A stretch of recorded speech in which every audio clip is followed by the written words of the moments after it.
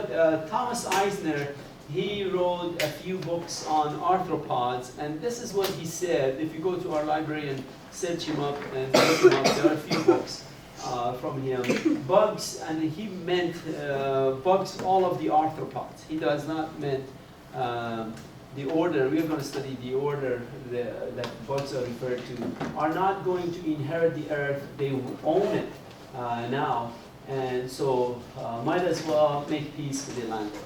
So I don't think there is any way we humans can destroy all of the arthropods, the unwanted arthropods, not all of them.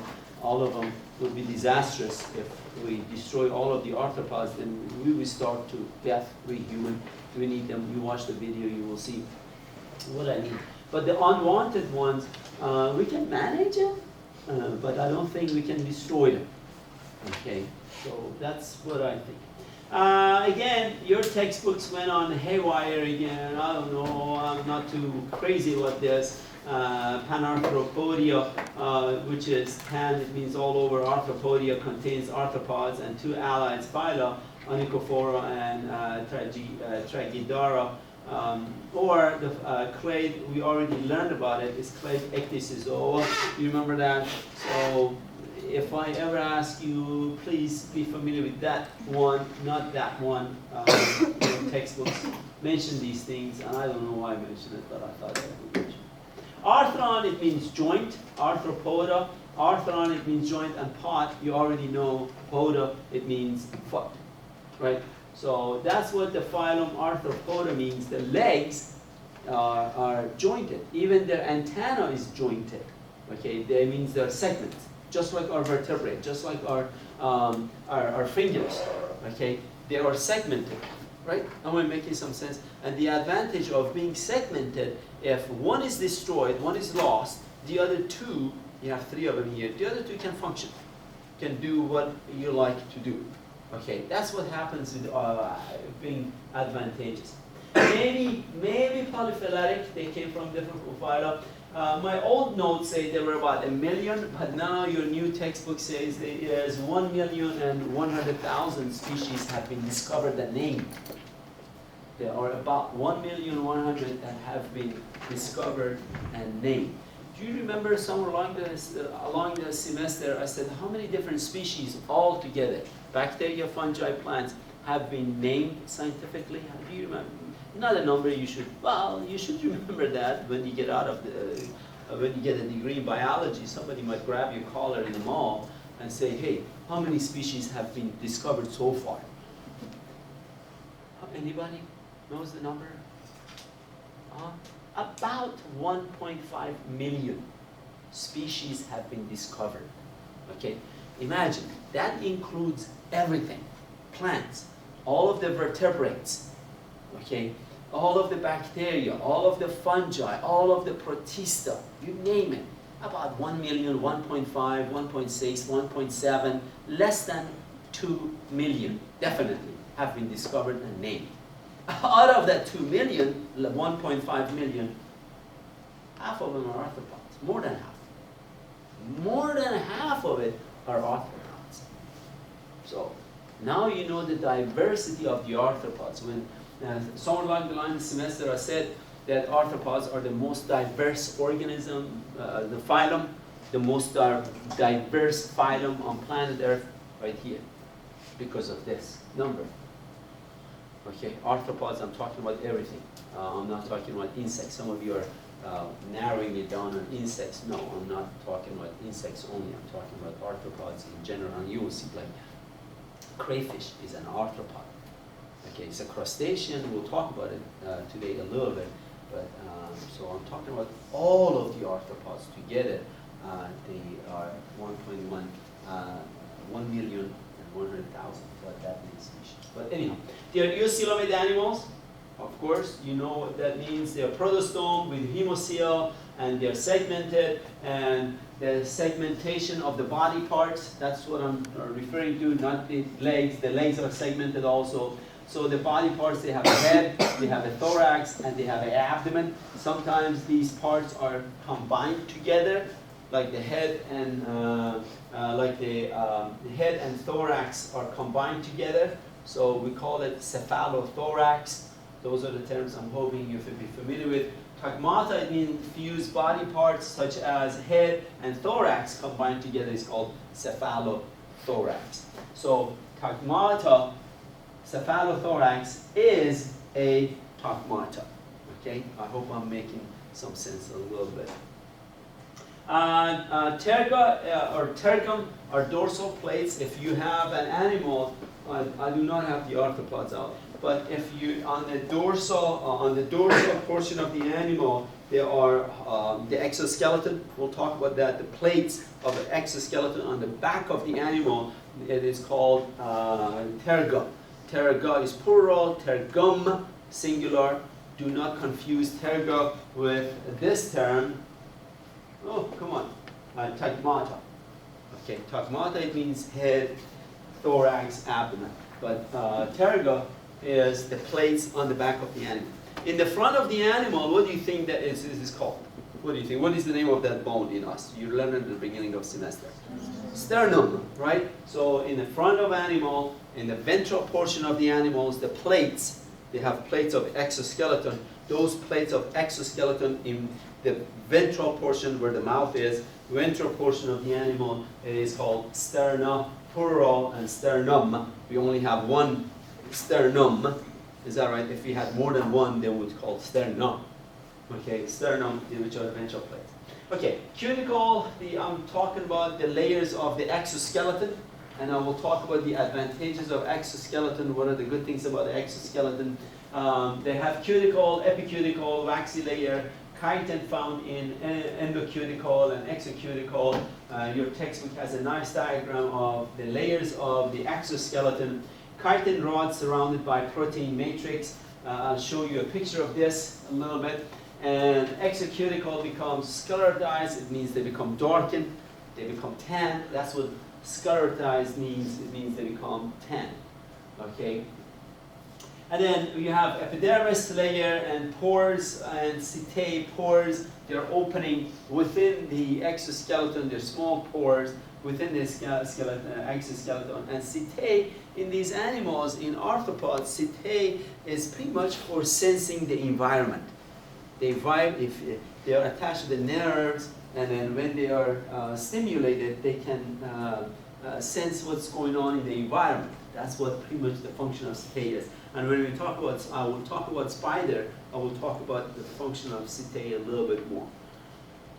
Okay, here is the pretty much, that's the layers of the exoskeleton, which I went over it and I talked about it. These are the layers of exoskeleton, and these are the pores and so on and so forth. Here are the opening ducts to the tegmental glands and so on and so forth. So that's pretty much, I'm not going to go over it, I already did. You can look at it. The waxy layer is epicuticle, the very top layer, and so on and so forth. Okay, this is what in your notes I wrote down somewhere along the line that there are rods. This is cross section of exoskeleton. So these are rods. Imagine them like a rod like this. This way there are rods, and then they are surrounded by these protein molecules. Right here, those protein molecules are surrounding these rods. That's pretty much what the exoskeleton is made up of.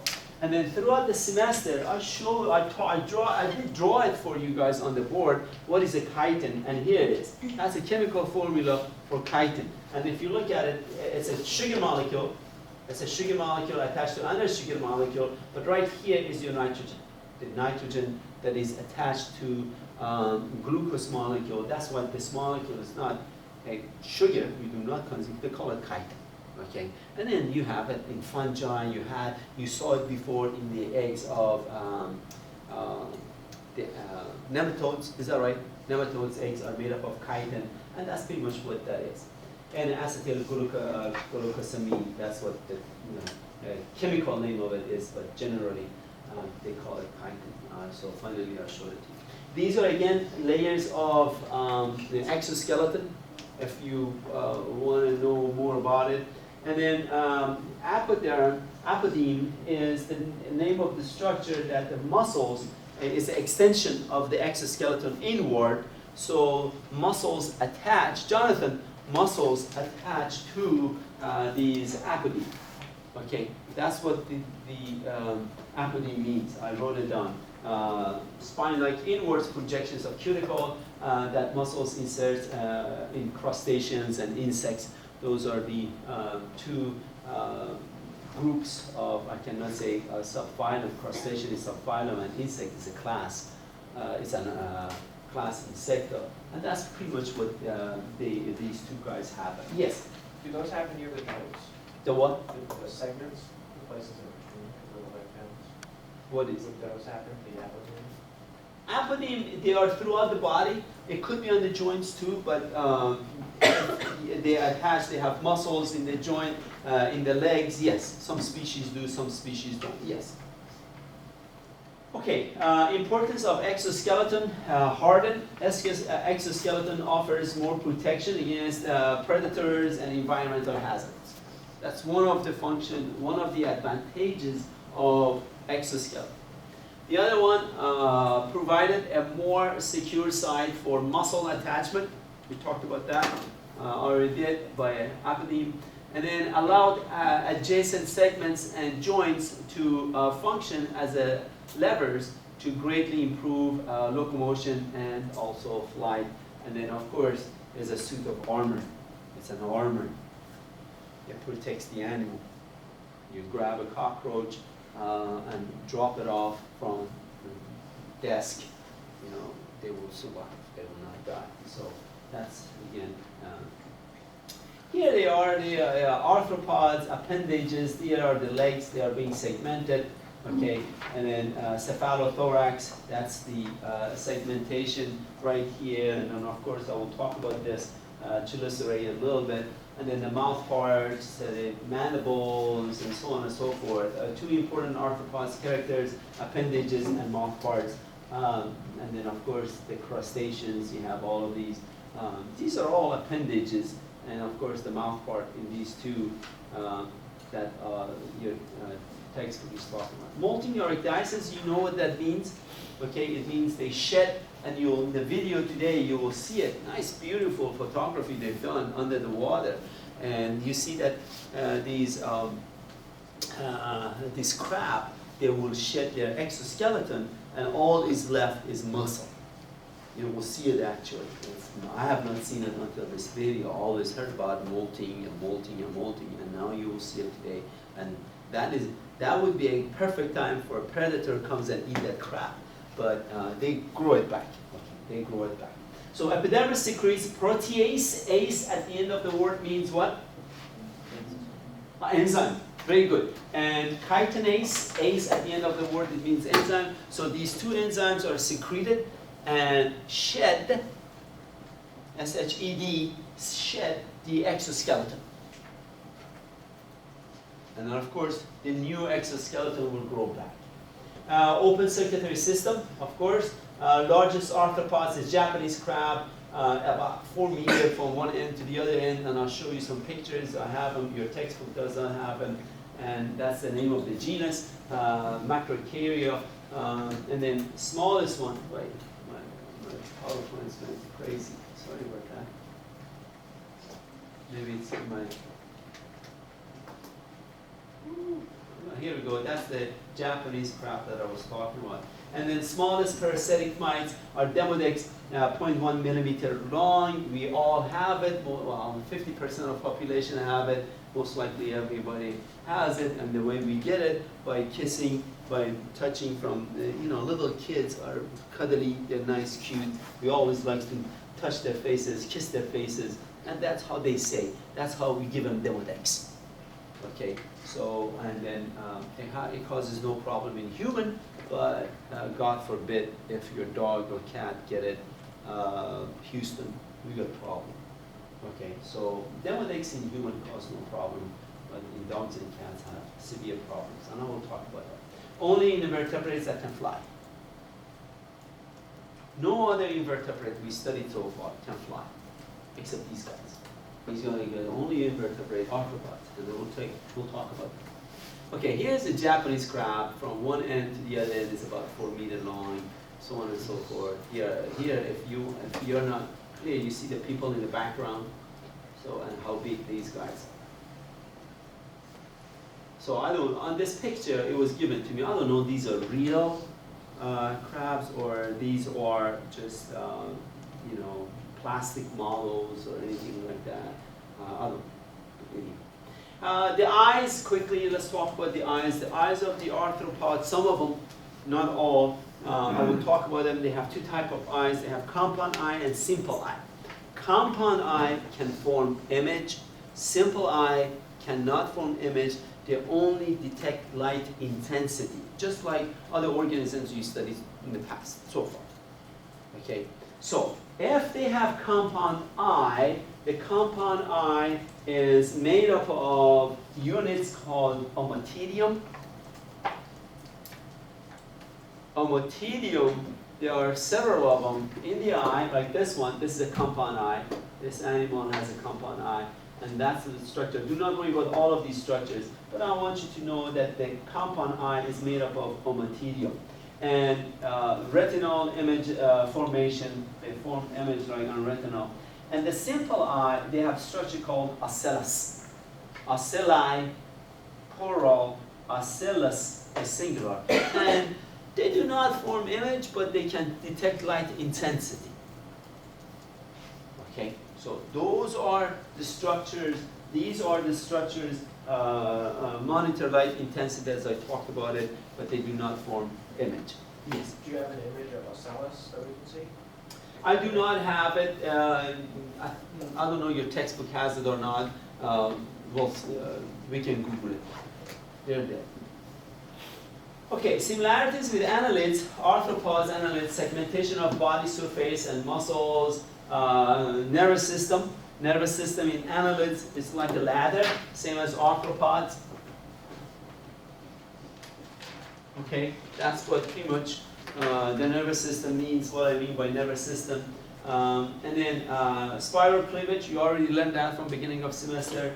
And differences with annelids are fixed number of segments.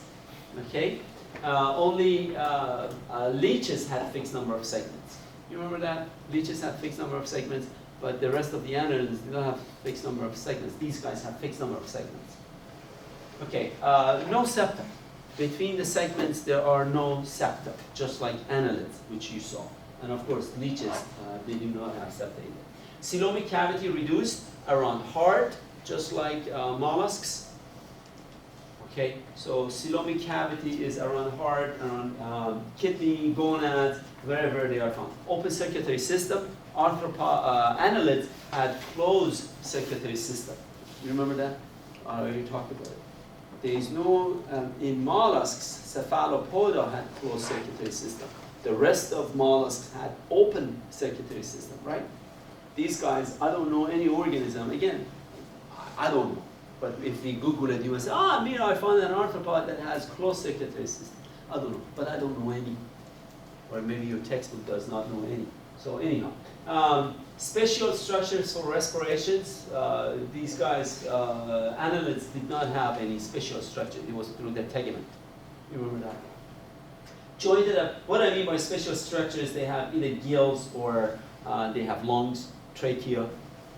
Okay, arthropods. Jointed appendages, exoskeleton, of course, compound eyes. These are all differences, and they have no city. Okay. Phylum Onychophora, let's talk about that on the boxes that I will provide. I did not put them out today, okay, for obvious reasons, because you guys want to study these last exam material. But I will have on the box of the arthropods, I have a few Onychophora, velvet one. So when you're looking at the specimens, make sure you put the Onychophora aside, that you know which one is Onychophora. Something between arthropods and annelids, velvet worm, common name, and walking worms, another name. Worm-like with head and antenna. Okay, so it's like a worm, and it has antenna, and it has characteristics of both. It's not centipede, millipedes. We have one display for you guys there that put centipedes, millipedes, and velvet worm all in one display. But remember that velvet worms are Phylum Onychophora. Centipedes and millipedes are Phylum Arthropoda. They just want to compare the organisms for you. Hopefully you can tell them apart. Okay, they have cuticle, of course, segmentation, of course, just the segmentation that I'm talking about is segmentation similar to annelids. Okay, that's what the segmentation I'm talking about. Simple eyes, and they have a mouth part, ventral mouth part, they do have it, and the mouth part is mandible. None of the annelids had a mouth part called mandible. We have a slide when we get to arthropods. We have the grasshopper mouth part, and there is a mouth part in there called mandible. So annelids, they don't have mandible, but these guys, the velvet worms, the mouth part is called mandible. And you will see that. You will see what mandible look like. I guess I already showed it to you. I didn't emphasize, I did stuff. So Onychophora, interesting animals. Not too many of them around. So anyhow. Subphyla of the Arthropoda. Okay, so these are the organisms, the 5 subphyla of Arthropoda are Trilobita. They're all extinct. However, in deep sea, you saw the videos, and they showed you some rovers that go into the deep sea, and in the deep sea, they are seeing some Trilobita. We do have in our boxes, we do have a fossil record of Trilobita, and I showed it to you a few times in here when I talked about speciation. I showed you a Trilobita. Anyhow, Chelicerata, the next subphylum, and Chelicerata would be an example of that. Would be your tick, mite, tick are example of Chelicerata, and the reason they call it phylum. Subphyla Chelicerata because the mouth part is made up of chelicerate. It's not mandible. They do not have mandible. They have the mouth part is chelicerate. Jonathan, you're with me? Yes. Okay, and crustaceans you're familiar with? Red Lobster, you go to Red Lobster and eat Red Lobster, or you're very rich, you go there every day. For example, I'm not saying. Then, and next time you go to Red Lobster, oh, that's crustacean. Maybe you buy the company and change the name to crustacean instead of Red Lobster. Okay. Glenn, is that right? Hexapoda is the one that insects. That's the subphyla that this is a subphylum that insects belong to. Okay, this is a subphylum that crayfish, shrimp, crab, they all belong here. But this one, this is the one that and then for lab practical exam, I will ask what subphylum. The next lab practical exam, you will have the phylum, so everything, the arthropoda, you have, then you say subphylum Hexapoda or subphylum Crustacea or subphylum Chelicerata. Okay, so you should know it to the subphylum for next lab exam. And I will go as time. Myriapoda, this is a new one. They separated centipedes and millipedes from these guys and put it in a separate subphylum, which is now subphylum Myriapoda. So your centipedes and millipedes belongs to a different subphylum now. Okay. Let's go over Trilobita quickly. 3 longitudinal lobes, all could be extinct, primitive marine, and 3 tegmata, cephalon, thorax, and pygidium. Pygidium is the last segment. Just like annelids, they have, you saw that term in annelids, the last segment is called pygidium. Longitudinal grooves divided into 3 lobes, and I'll show you some pictures. What I mean by this one, longitudinal grooves divided into 3 lobes. Here they are. So this is one lobe, this is another lobe right here in the middle. I hope you can see that. And this is the 3rd lobe. And these are the gills. They're saying they had possibly gills like that, okay, based on the fossil records. But they call it 3 lobita because of these 3 lobes. One lobe from here to here, and then the middle lobe, which is called axial lobe, from here to here, and then the pleural lobe, the other pleural lobe is from here to here. Am I making some sense? And then if you look at the cross section of the animal, here are of course the gills, here is a pleural lobe, here is a pleural lobe, and here is the axial lobe. Okay, that's why they call them Trilobita. Do not worry about any other structures. Oh, the last segment right here is pygidium, right here, and you will see it in some of the, like fruit fly. You're going to study fruit fly, you will see it in, look at the pygidium, the ovipositors in here, you see a few things. And then right here is your head, cephalothorax, which possibly they had antenna, and then the eye, compound eye. But they're all extinct now, they say. However, one student sent me this image from a few years back that they found some Trilobita deep in the sea by the rovers. You know, you saw the videos. They sent unmanned submarine deep into the sea, and they took this image of possibly they're still alive. They're not all extinct. It's not all based on fossil records. Okay, possible. So anyhow, your textbook does not say anything about it. Found in Antarctic recently. Next phylum, subphylum, Subphylum Chelicerata. Let's go over those. Horseshoe crab, spiders, ticks, mites. We have all of those species. Sea spiders, we do not have it, okay, but we have all of these in the lab. We have horseshoe crabs, spiders, ticks, mites, and scorpions. Alexis, yes? Are you with me? Okay, so, and what do they have in common? They have the mouth part called chelicerae. They all have chelicerae, the mouth part, okay? And chelicerae is for seizing the prey, piercing the prey, tear the prey, so on and so forth. That's what the mouth part is. And then food partially digested outside, it means they release some enzymes before they digest, before they eat the prey. They release some enzymes on top of them and digest it before they eat it. Just like you go to McDonald's and you spit on your hamburger before you eat it. It's gross, nasty, but that's what these guys do. Okay, I hope I have not grossed you yet. Feeding by pedipalps. Pedipalp is equivalent to our hands. So they bring food to the mouth, the prey that they pierce, they kill, so on and so whatever they've done, they bring it by pedipalp to the mouth. Just like our hand. Okay, we bring food to our mouth by our hand. So that would be equivalent to a pedipalp. And then chelicerates do not have antennae, of course, you know that.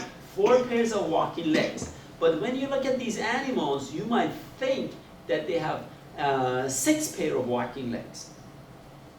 So when you look at them with naked eye, of course, you might see that they have 6 walking legs, which is not true because 6 pairs of appendages, including a pair of chelicerae, they look like legs coming out of the animal, and then a pair of pedipalps. So when you look at these animals, you might, and I'll show you some horseshoe crab here in a minute, and you know what I mean. So you look at the animal and you say, they have 6 pairs of legs, but they don't. They have only 4 pairs of legs, and the other 2, which you're seeing, it's chelicerae, the mouth part, and pedipalp, which brings the food to the mouth. Okay, but we'll see some pictures, and hopefully it makes some sense. 4 pairs of walking legs, I'm again repeating myself, and make sure. Suck food out of the prey, usually that's what they do with the mouth part, and they have a exoskeleton, it's one plate, exoskeleton in the dorsal portion of the animal. It's called carapace, and carapace, it covers the cephalothorax. The head and the thorax is combined together, they call it cephalothorax, and then carapace is an exoskeleton that covers the cephalothorax. Okay, class Merostomata, subclass Xiphosauridia. Do not worry about the subclass. I will not bother you with it, but it would be interesting to know the name of the class for horseshoe crab. Horseshoe crab can become huge. Here is a horseshoe crab, the Limelius polyphemus is the name of the genus species. They, in the lab, we do not have huge horseshoe crab, but they can become huge. Okay, they can become this big. There are videos of them. You can go ahead and look at them. They can become huge. Carapace, unsegmented, covers the cephalothorax. I already talked about. Telson is the big long tail in the back of the animal, which if the animal is tipped over on its back, on its carapace, they use the telson to flip themselves to the right side. Okay, that's what the function of telson is, and I'll show you some pictures in a minute. Cephalothorax have 4 pairs of walking legs, of course, 1 pair of chelicerae, and 5 pairs of book gills.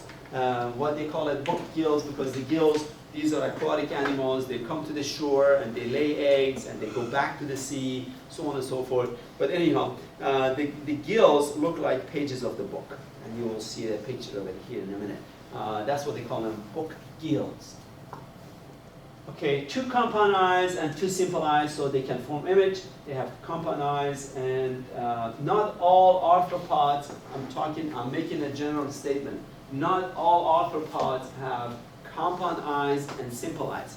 Some arthropods have just simple eyes. For example, your some of your spiders. Okay, they have just simple eyes. Some arthropods have both compound and simple eye. Grasshopper has both compound eye and simple eye. Housefly, compound eye, simple eye. And here's a horseshoe crab, compound eye, simple eye. Okay, and then they're nocturnal. They come out at night and they lay eggs. They feed. That's what pretty much they do. The larva look like trilobite larva. The larva of these guys, the horseshoe crab, is like like trilobite larva. That's why a lot of authorities, zoologists, they study these guys. They call them walking fossils. That's what a horseshoe crab is. They look like fossil records. They call them walking fossils. So they survived. They're ancient. They survived many million years of speciation. Okay, sexual maturity at 9, lifespan of 19 years. Imagine that we human, I want to make an analogy with human, that we human live 80 years, for example. Nowadays it's 80, before it was 40, but no, anyhow, I'm 45, before we talked about the last century or so. Not 2 centuries ago, last century was just a few years. But 2 centuries ago, the lifespan for a human was 45, 50, okay, but now it's about 75, let's say 80. But imagine, let's say our lifespan is 80, but you reach puberty at age 40. That would be a good way to reduce population growth, right? That would put it, no population growth for a while. That's what happened. They cannot reproduce sexually, of course, until they are half of their lifespan, until they are equivalent to us human. Nowadays, equivalent to us human is age 40, isn't it? Maturity, they reach maturity at age 9, but they only live 19 years. Okay, here it is. So this is the dorsal portion of the animal. Let's go over the structure on the dorsal portion of the animal, and then this is the ventral animal if the animal is flipped on its back, right? You all know what I'm talking about. And the mouth is here, right? I hope I'm making some sense. So let's go over this is the telson that I was talking about, and the anus is right here at the bottom on this side. The anus is right there. So anyhow, opisthothoma, I will talk about this. It means the abdomen the abdomen in these guys is called opisthothoma. Here it's written down here. But anyhow, you have compound eyes, carapace. You remember we talked about carapace, and then you have simple eyes. That's pretty much all you can see on the animal on the dorsal side. On the ventral side, look at it. You have chelicerae. If you look at it, if you would have looked at it without knowing it, you would say, that's 1, 2, 3, 4, 5, 6 pairs of legs. But no, they only have 4 pairs of legs, and right here is the chelicerae, look like egg, and this is pedipalp right here, which bring food to the mouth, and the mouth is here, and then these guys are your 4 pairs of walking legs right here. I hope I'm making some sense. And then of course this is a book lung that I was genital operculum. Right here is your book lung, they didn't mention it. Right here is a book lung right here. And then of course anus and talcum. If animal is flipped over on its back, they use the talcum to flip themselves back to the right side. That's it. That's pretty much all of the anatomy of horseshoe crab. Okay, there is a test in microbiology. Oh, those of you who do microbiology, they take the blood and then of course they die afterward. And they use that for the detecting a bacteria in human, of course. And you know, they use that name of the test is Lamelius test, something like that. I'm forgetting it. I should have searched it and put it up there. The next class is class Arachnida. So I might put the horseshoe crab, say what class it belongs to is class Merostomata. The next class is Arachnida. There is a movie back in 1980s came out by Arachnophobia. Have you guys heard of that? Arachnophobia? You guys are way too from 80s. You don't know. But you go to YouTube, you'll YouTube it, you will see it. But anyhow, Arachnida, all spiders are carnivores. Pretty much I'm talking about spiders and ticks. Black widow, brown recluse, spiders and scorpions, they all belong to Arachnida. Also scorpions like that, ticks, mites, and daddy long legs. Stigmata are cephalothorax and abdomen. Chelicerate, pedipalps, and 4 walking legs. No antenna. Again, Chelicerata do not have antenna. Claws and fangs, which are modified pedipalps and chelicerate. Some have poison glands or stinger, okay, which you're familiar with. Scorpions is an example, a good example of the one that has poisons. And then first arthropods move to the land. As far as speciation goes, arthropods move to the land from the sea, Trilobita, Chelicerata, but these are the first Chelicerata, the Arachnida, they move to the land. Okay. And then most are predaceous, it means they prey on other organisms. That's what predaceous means. And have claws, fangs, poison glands, or stingers, but no antenna or mandible. They do not have mandible. Yeah, this is what I was going to talk to you guys about a little bit.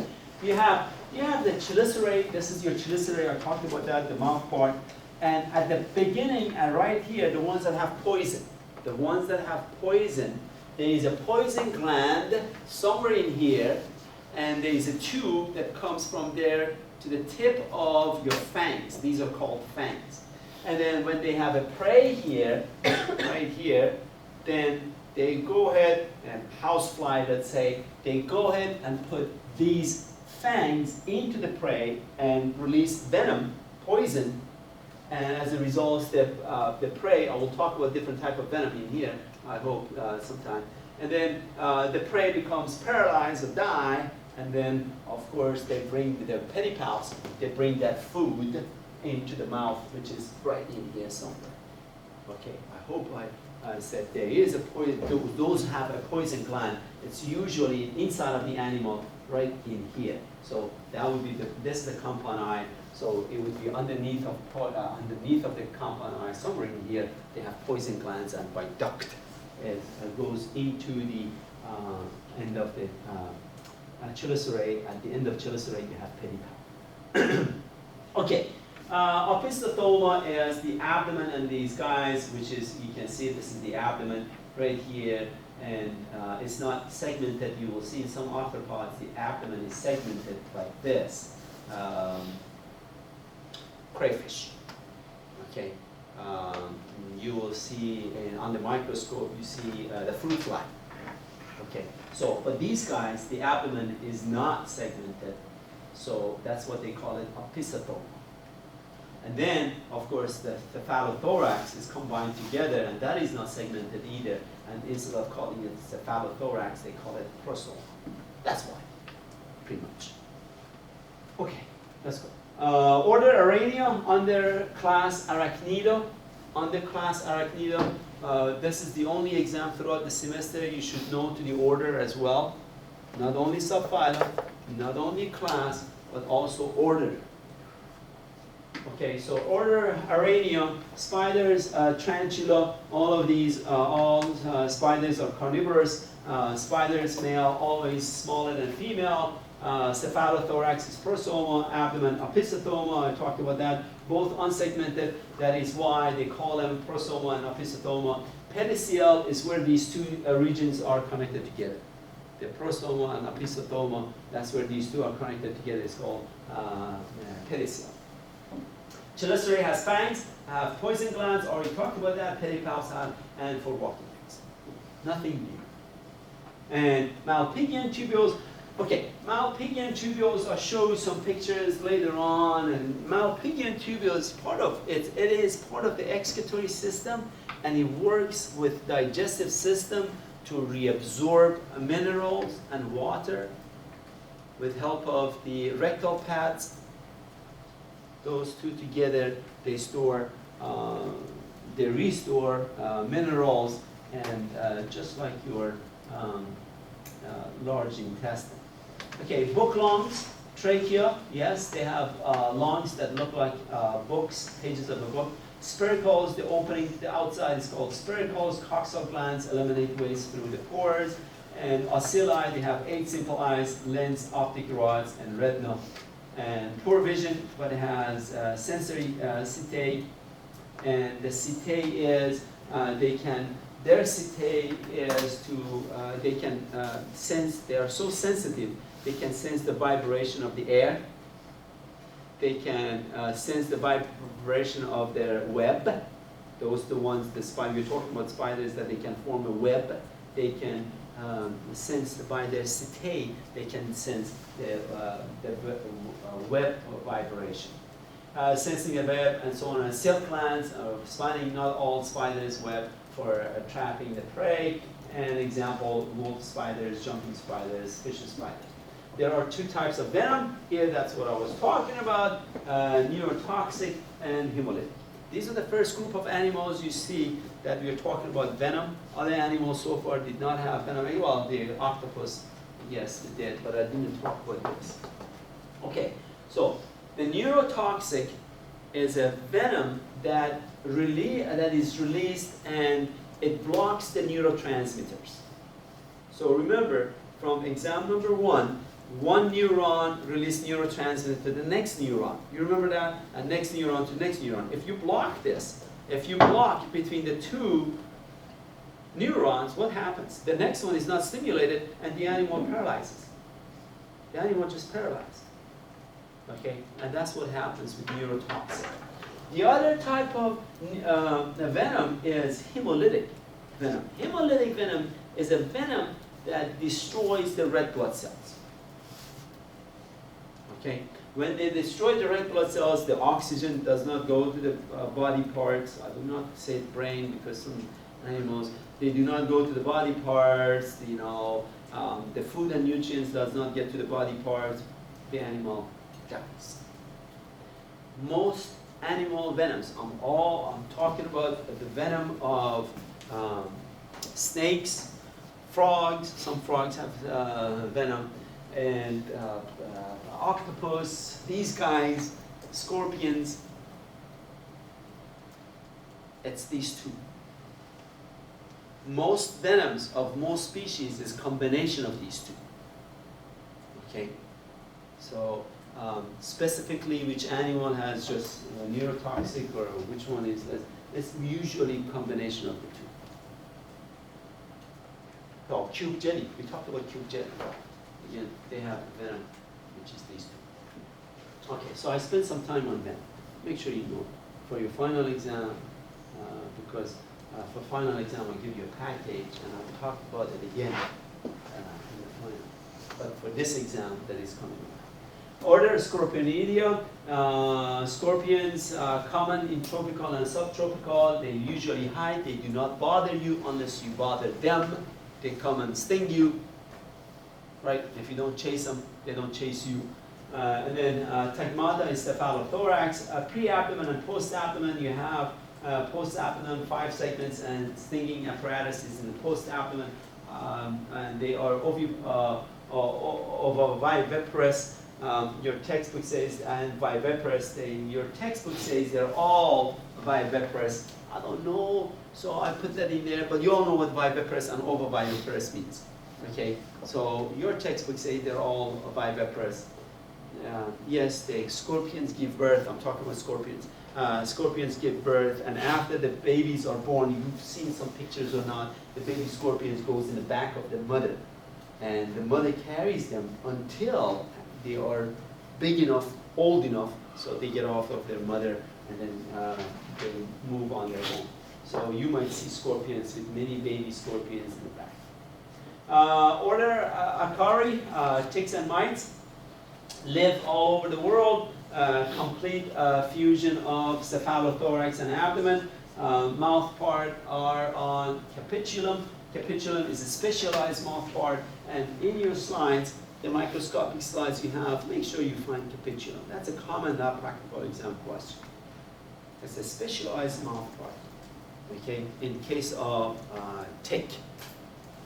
Okay. And then Chelicerata for piercing, tearing, or gripping food, and serious agricultural pests like mites. Mites are, and of course ticks in case of farm animals.